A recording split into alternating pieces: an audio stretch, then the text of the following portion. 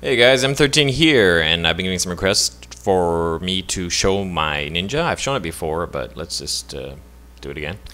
I've made some modifications since the last time I've shown it. This is the Ninja 650R, otherwise known as the ER6F. Mine was the first year they came out, and so the newer ones are kind of sportier looking on the fairing here. The newer ones look really like a Super Sports, but mine's the first year they came out. From Pyramid Plastics, I got a rear seat cowl, which changes the look of the whole bike. It makes it kind of Hayabusa Triumph-y. It's kind of like, that's how I think of it. And yeah, I really like it. And then I got the rear seat fender, the rear tire fender, sorry, rear fender. It stops water from spraying up onto the rear seat underneath. And I've got a fender extender on the front. Just this part here, maybe about this much is extended. So I got those three things from Pyramid Plastics. There's a link for them in the video description. My muffler is from Gianelli. They're not a sponsor. I've written to them a few times. They've ignored me. Feel free to, if you know someone from there, let them know. The windshield, the stock windshield on my bike looked like crap, and it was about this high. So I ended up like shaving it down myself, which made it shorter, but still ugly. So then I bought this from Zero Gravity. Zero Gravity has, like, just for my motorcycle, just for my bike, they had like 5 different options for windshields. And then for each of those options, they had something like 3 different colors, 4 different colors. So you had like 15 or 20 different options just for my bike. And I went with the double bubble, short double bubble.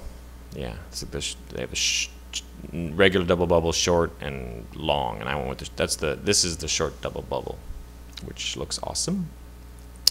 I recently got a new rear suspension because when I was on the racetrack, people were commenting that my rear end was too tight and I need to loosen it.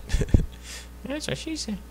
And the front shocks too have been modified. They look stock, but I've dropped in a new spring and new oil and some kind of an emulator thing, because there's 2 kinds of front shocks. There's the expensive kind and cheap kind, and mine are the cheap kind. But you drop this emulator thing, and it's got some valves in it and stuff, and it makes it behave like it's an expensive kind. So it just gives it a different, makes them almost as good as the expensive kinds.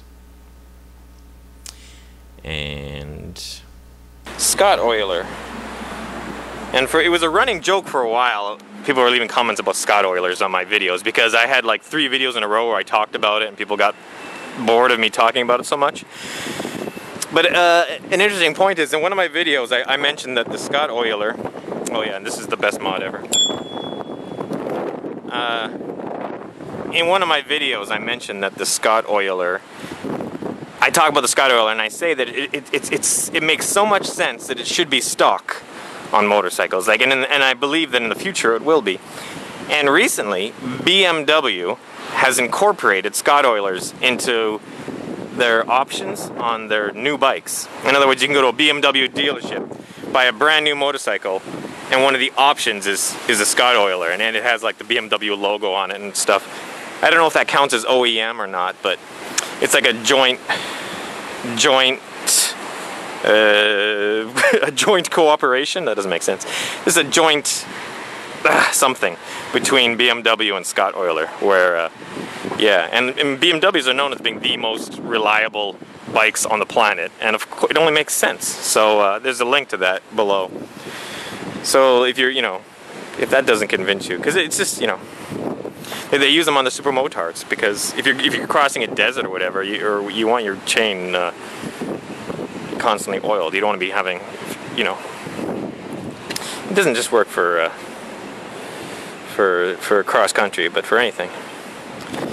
So yeah, that's my Scott Oiler. It looks cool. People look at it and they ask what it is. It matches my bike too, black and red, and then it goes down here, underneath there. It's supposed to be touching. I don't think it's really touching. Alright, I gotta adjust it a bit. I don't know.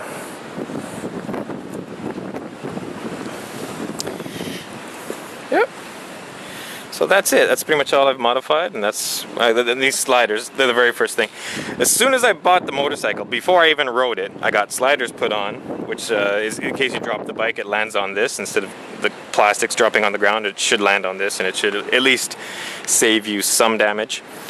And the handlebars. The stock handlebars are actually like, they kind of came up and then went like this. They were like, they came up like this, like a bicycle or something, like an ugly bicycle.